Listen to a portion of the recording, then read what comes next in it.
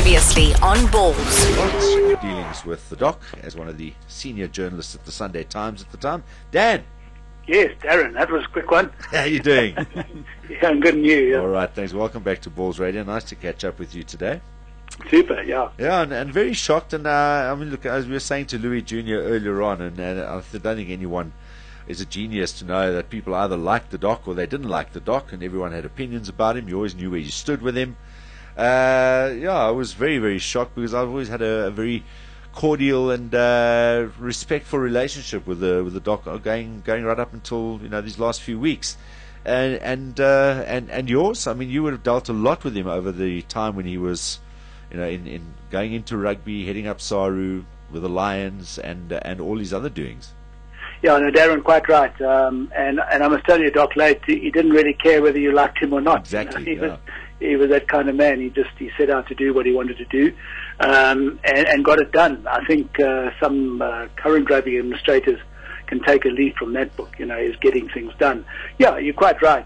Sunday Times years ago, we clashed many times. We had a number of quite serious spats, to the extent that Doc Late once told me never to call him again, never to speak to him again, and he in fact just snubbed me at Ellis Park, and he never went as far as banning me from Ellis Park, although he threatened to. But I think he realised that I actually, in those days when I was cocky, I'd quite enjoy being banned from Ellis Park, because imagine how you could use that.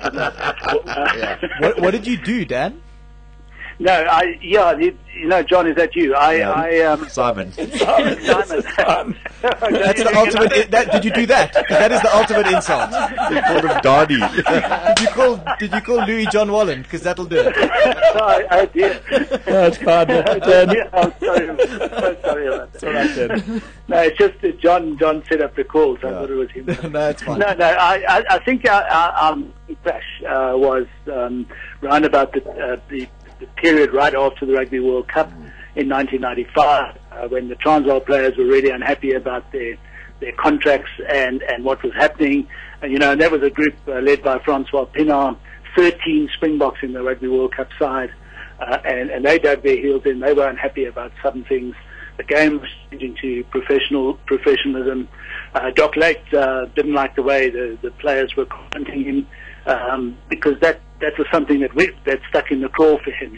He felt, which I must say I conceded years later, that he felt he'd done everything for them, and that they were being greedy. Unfortunately, I think he was wrong on that one, and I think what led to our standoff was that he felt that I was backing the players, because I'd written some stories about what they were doing. And I think that was Doc Late. You were either with him or you were against him.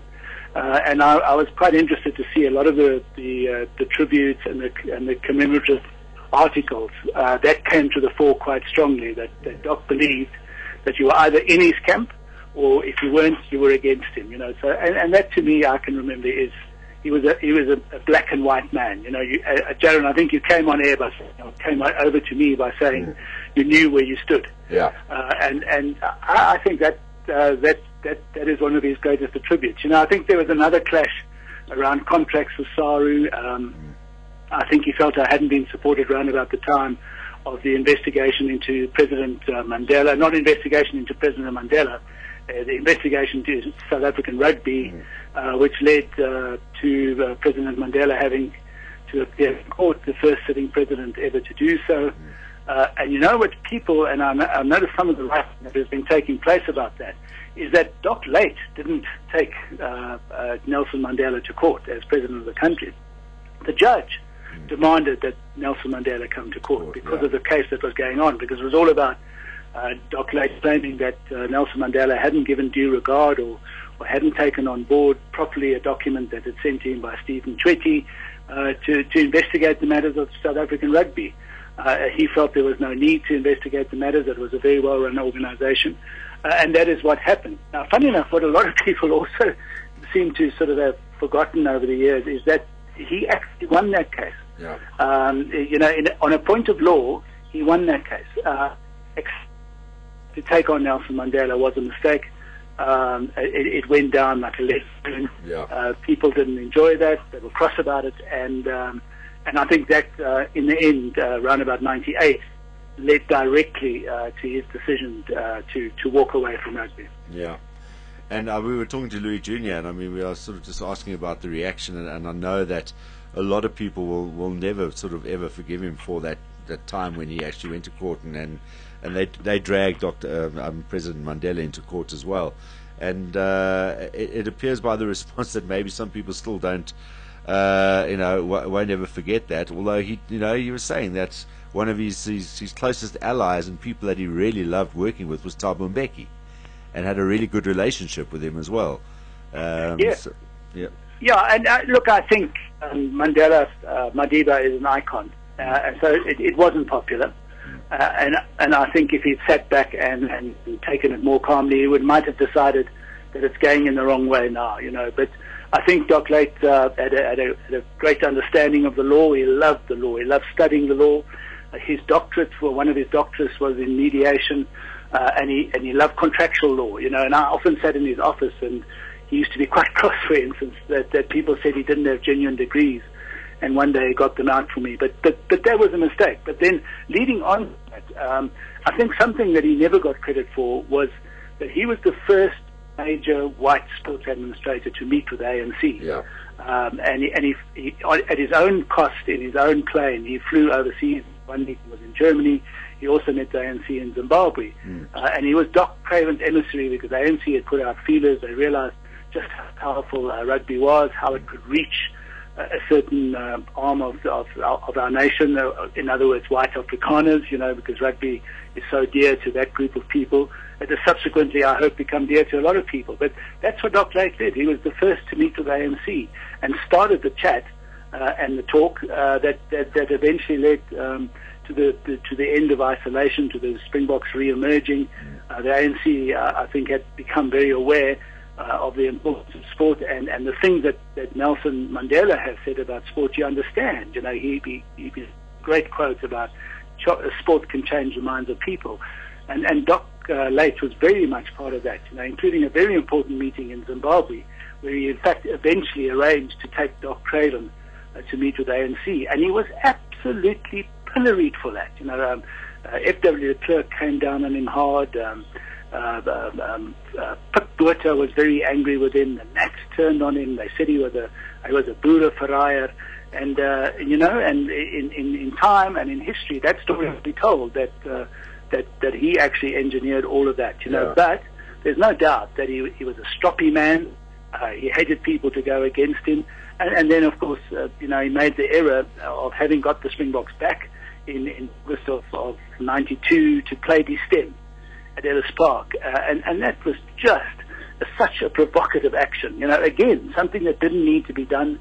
But Late to me once that there was a lot happening. There were a lot of threats. He did receive threats of some quite violent acts if the anthem wasn't played. He became irritated that the ANC at every event, at every public gathering, were playing Nkosi Sikelele. So he decided that the Stem would be played, and that made him very unpopular. I often, as time went by, and we made peace, we smoked the peace pipe. Although, in figurative speaking, we drank a late lager together. Exactly. Yeah. And shook and talked about all that stuff. And he was big enough to do that. And so a remarkable man, Darren. And then the other thing is, we're sitting now a couple of days away from the start of Super Rugby, and that is Louis Late's legacy. In 95, when he did the deal for the creation of Ballz, he in fact did that almost solo, because New Zealand and Australia, New Zealand and Australia administrators conceded that they didn't have the expertise to deal with the heavy hitters from News Corp, in other words, Murdoch's people, and called in Late and said, will you do this for us? Will you check the contracts?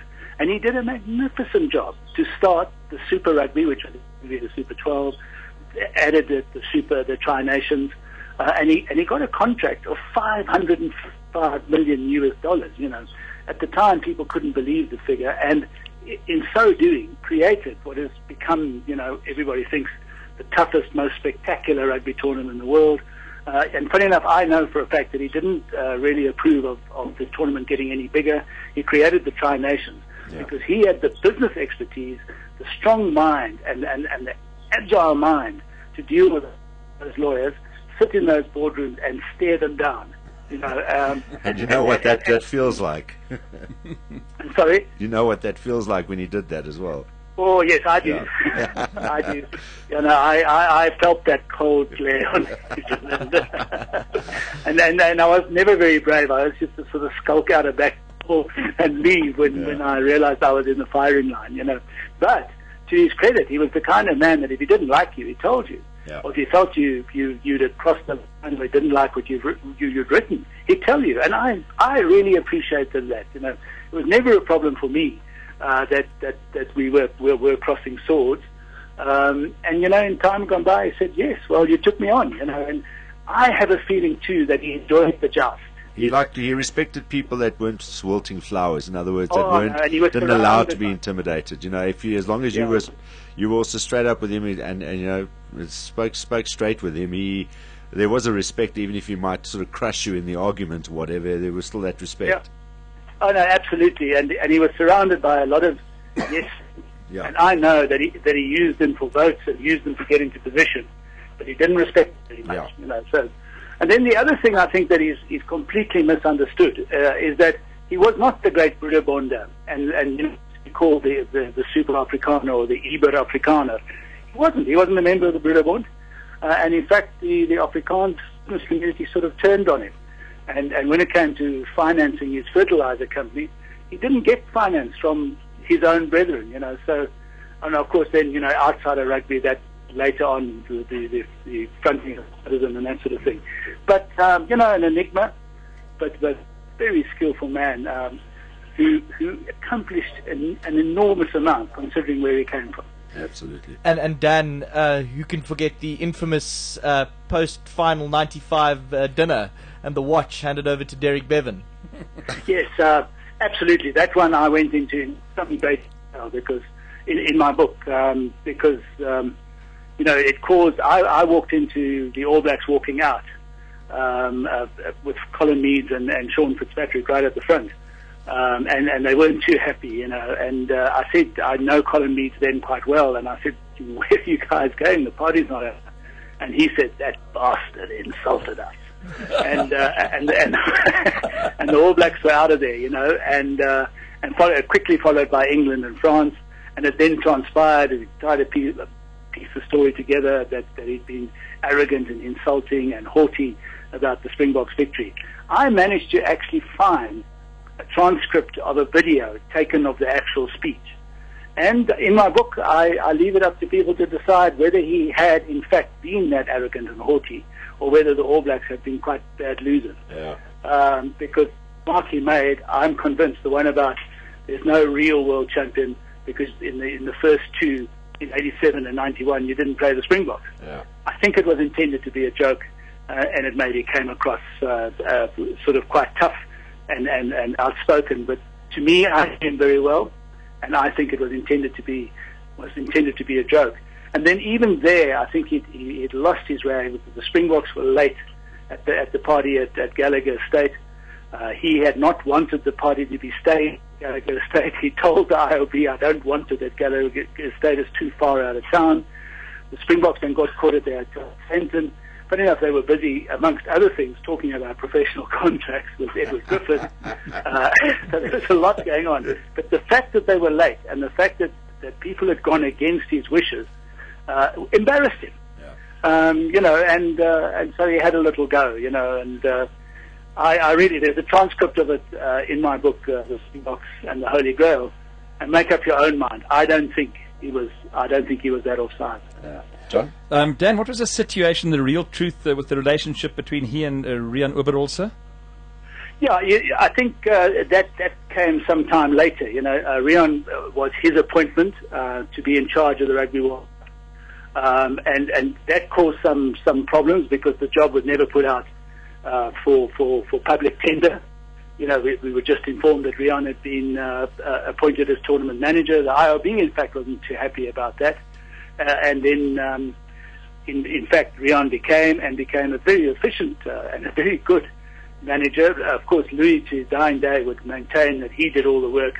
Rian was his front man. I think he was a little bit resentful that Rian got a lot of credit for it. But I think the real fallout came a little bit later, and that went to personal matters in Rian's private life, because Rian was married to his daughter. Yeah.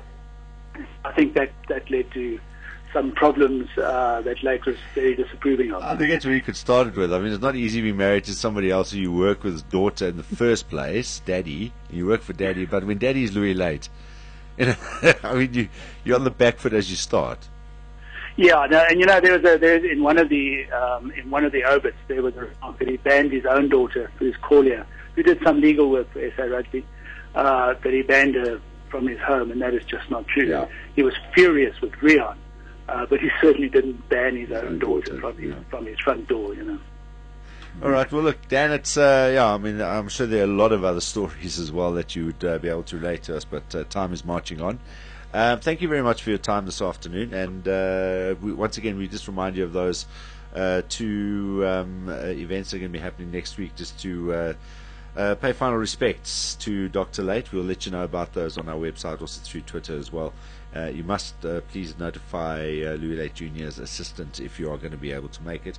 Next Monday, Dan, we kick off our new show here, the Hugh Bladen Show. Yes, I've just with Ballz in Kimberley doing a documentary on a very old silver trophy that has been missing, and it's actually the Moore Cup, which is handed to the winner What? of rugby. Yeah, When did that go missing? Well, it's the strangest thing. It came back into play in 1957, but it was first presented in 1876. So it was missing for all those years? Story, because it's been missing. It went missing 21 years. Someone's using it as a teapot or something like that. You can imagine. Or a flower pot. Or a down jug. Yeah. But it reappeared in Pietermaritzburg. There's a sports store in Pietermaritzburg, famous sports store. The Maritzburg College boys know it. Maritzburg Varsity King Sports Store. Then it was given to Natal, and then it sort of started being. Apparently, it was always meant to be the trophy for Natal, and then Josh Robson is fascinated by the story and got us all off to Kimberley to trace where it came from and who played for it, and those wonderful ideas. But then Ballz, I must say, the voice of South African rugby. I've always said that Hugh Bladen could make a match between Morocco and Ethiopia sound incredibly exciting. How true. So he's very excited, and we look forward to that. All right, well, please, I mean, and I'm sure Ballz will be in touch as well, but I think it would just be ideal if you could pop in one or two mornings sometime during the course of the year when you're free, and join Ballz on his show. I'm sure there'll be some really good stories that come out of it. But I tell you what, I must warn you, when Ballz and I get talking, it's not 3-hour, 4-hour shows. Doing it in episodes. There we go. Dan, always nice catching up with you. All the best. Thanks for chatting to us today. Darren, Cheers, mate. Cheers, thanks. Thanks, Dan. Cheers, Dan. Dan Retief. That's Simon, by the way. This is Ballz Visual Radio. Darren, Simon, Kate, and John. Weekdays from 3 p.m. to 6 p.m. Central African Time. Ballz.co.za.